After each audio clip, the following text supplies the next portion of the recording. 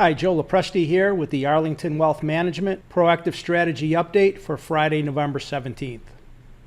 Well, in our last update, we talked about how the tactical indicators and our modeling is set up for a potential buy signal, and that could line up with the year-end seasonality that tends to gain strength as we get into here in November, December, and even push into the early part of 2024. We're still waiting for that all to develop, and in fact, after reviewing how that correction that we saw in recent months, how it impacted our indicators, our models, and our rules-based system, we found that we're actually shaping up to maybe a little more meaningful type of buy signal. Not in the sense that we expect it to be a long, lengthy bull market that will develop from it, but just in the sense of how we would treat it in terms of repositioning current assets that we're holding into new potential leadership asset classes in our PAS ETF, our PAS stock models, and of course, refreshing some holdings in the other models and strategies that we manage as well. So that hasn't changed. In fact, still shaping up. We're waiting for confirmation there, and I'll show you some specific things that we're looking for in today's video that would help us confirm that the correction is over and a new leg up in a bull market is developing. Second half of the video, we're going to look at some indicators that we would rely on to help us understand if this is shaping up to be a potential long buy signal that could develop into a multi-month long opportunity, or if it's just going to be a short window of opportunity. And as we look at some of those various indicators, what we're going to see is that we're not overly impressed with how the breadth is shaping up in terms of leadership in the market. We seem to see the same type of leadership developing today that we saw earlier this year. It's largely a money moving back into the mega cap technology type companies, the Magnificent Seven companies, and just not seeing a lot of spreading out of demand into other groups in the market that we would like to see. So let's turn to our proactive asset allocation dashboard, and we could see, all the arrows still pointing up. There's no changes here to the signaling yet. What we're looking for is a confirmed up signal, which would show up here, and that's the confirmation that we're waiting for. It's very, very close. We're just waiting to see a little bit more evidence that we could call the correction from August, September, October over with a little bit higher degree of probability than we feel comfortable doing today. Down here in the core indicators, we see the cash comparison status has improved. It's now back to positive. No change with the long-term momentum or the universe trend indicator, but that cash comparison chart going back to positive is an important development. And when we look at the long-term momentum indicator, we're going to see it just marginally turn negative right at the end of October, and then we saw an immediate move back up in the market. So that's likely to turn back positive here in November if this rally holds. So here we have our cash comparison charts, and the rate of change chart is what has reversed up now after dropping off of that July high. So it's rising again. Importantly, the decline that we saw in late summer, early fall did not drop below the March low. That's important. And now it's rising again. So this is what's helping to put the cash comparison status back into positive territory. Now let's look at the long-term momentum indicator, and we could see that 3-month slide that happened through that August, September, October period did bring the long-term momentum back into neutral, as noted by the white shaded background here. But you can see just in the first couple of weeks of November that bounce back up is impressive, and as long as this holds into the end of November, you're going to see the long-term momentum turn right back into positive territory. Maybe some similar action like we saw back here in 2020 after a pretty good correction as the market started to recover and went on to new highs. Now, we don't think it's as important of a development that's shaping up here, to be clear, but nonetheless, there appears to be a potential window of opportunity developing, which could provide opportunity to accumulate some wealth into the end of the year and the early part of next year. So these core indicators are doing pretty much what we would expect in a bull cycle. After a correction, we're seeing a typical progression of things. Maybe the exception is the universe trend indicator, and I'm going to save that for a little bit later because that's an area of concern that I want to cover. But let's move on to the tactical indicators for now. We're seeing improvement here. You can see the 10-week chart is well into neutral territory after getting into the low risk zone there at the end of October, and we're seeing very close to a bull trend average level for the global stock index as well, with our overbought, oversold indicator. So I think this indicator, picture tells a pretty good story of how things have developed over the last year or so.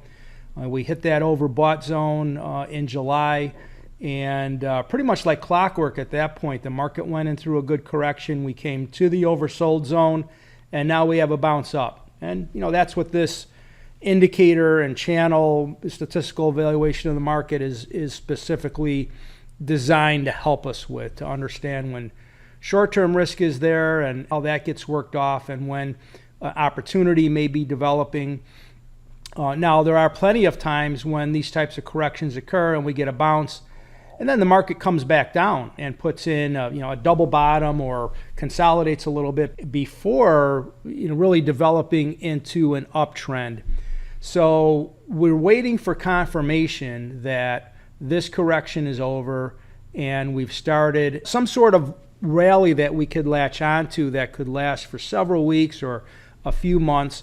So we like the way this is shaping up, but we're waiting for a little bit more evidence that the correction is in the rearview mirror and now we're in a short-term tactical opportunity to make some gains.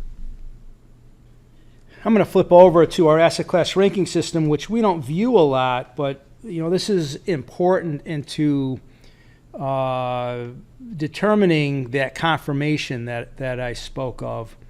And what we specifically are looking for is, the global stock index is here. Today's rank is 35 in the fast rank. This is a slow rank. The cash asset class is down here at 43. Well, if we go back to the end of October, cash was ranked up at 14. Right? So there's 104 asset classes in this ranking system. Cash was 14 out of 104, meaning that almost everything was underperforming cash. And the global stock index was down at 54. So what's happened in the last, say, 2 to 3 weeks is the global stock index has risen from 54 to 35. Cash has dropped from 14 to 43. So we have seen them cross in a positive direction, and that's what we want to see. But these are pretty neutral, right? They're very close to each other. We want to see that separation continue to move with cash dropping and the global stock index rising. Not so much really the global stock index rising, honestly. It's more cash dropping and more asset classes rising above cash in the ranking system. So if we see that spread develop, our model is designed and set for what's called a confirmed up signal. And the significance of that is we'll be putting cash to work at that time and also reallocating current positions into new potential asset class leadership that we see shaping up in this market cycle here and now. Now, as I start to transition the discussion away from the short-term tactical opportunity and that seasonal story, into the end of the year shaping up, and start to point out some areas of concern, one is look at where the global stock index is ranked 35 out of 104. That's the broadest universe on the board, and so therefore it's usually somewhere very near the middle of the asset class ranking system, somewhere right around 50, 55. And today we see it at 35. That's unusual, and it's rare, and it tells us that there aren't a lot of asset classes that are outperforming the broadest universe of assets on the board. And that speaks to the lack of breadth and strength in the market and the leadership really developing into a very narrow group and a very similar group to what we saw earlier in the year with technology stocks and the large cap technology stocks at that, really seeing the influx of cash that's moving into the market at this point. So now I'd like to turn to a chart that I think says a lot as well, and that is looking at the purple being the S&P 500 market cap weighted index, with the largest companies carrying the largest weighting, the way the index is designed, compared to an ETF that equal weights all of the 500 stocks in the S&P 500. And this is over a 1-year period. And again, the picture says 1,000 words. Well, in the last year, the average stock has basically been flat. But the market cap weighted S&P 500 is up 14%.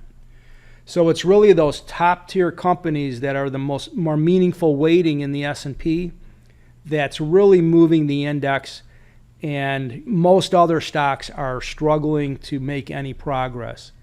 If we had a third index here, which is the Russell 2000 small cap index, we could see even more evidence that the smaller the company, the worse the performance.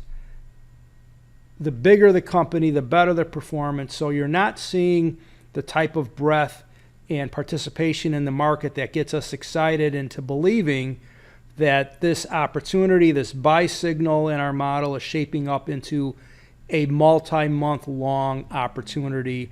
It's probably something more in a narrow window, tactical, seasonal opportunity over the next few months. Another indicator that is important and just isn't showing the type of strength that we would like to see is our 210-day warning indicator. And this is the one that we sent a flash alert out about this. It dropped below the 50% level at the beginning of October. Significance of that is times past when it drops below 50%, a follow-through tends to happen, and that's where the larger declines and more volatile action in the market tends to occur. In fact, that happened last year in January, that signal dropping below 50%, and from there to the September low, a lot of bad things happen in the market, a lot of volatility. COVID, same thing, 2018, same type of action. In fact, in 2018, this was developing right at this time of the year. So here's October, November, December. That correction was pretty strong and came down to a low in December. Now, we wouldn't expect something like that to develop, but the story here is we're just not seeing the strength develop. The market's improving, but these numbers are still hanging out below 50%. Improvement could come as the market rallies, but point is we're not seeing any leading development here, and that leads us to believe opportunities more short-term rather than long-term. And finally, we have to bring up the economic model. It's been negative for a while. It remains negative. That doesn't mean that markets can't rally and there's windows of opportunity, certainly can. But the importance of this is that when this begins to matter, it's going to damage stock prices and it's going to be meaningful. So if that runway to the recession is still several months off, it leaves open a window of opportunity here for stocks to rally. But if that runway starts to shorten, it could cut a year-end rally short. So it's something that we want to be mindful of. And in light of that, we won't be going fully invested for this buy signal. We'll be holding some cash in reserve. It's a little bit easier to do when we're earning over 5%, holding some cash. But we will move some cash in, and importantly, what we have invested today will be reallocated and refreshened into a new group of asset classes that our asset class ranking system identifies as potential leaders during this tactical opportunity. So if that confirmed up signal develops, we'll be sending out a flash alert notifying you of that confirmation. And of course, we'll be taking action, bringing your portfolio in sync with the current market activity. So that's going to wrap up this week's update. Thank you for watching. I want to wish you all happy Thanksgiving. Enjoy the time with your families, and we'll be back with our next update in a couple of weeks. Thanks for watching.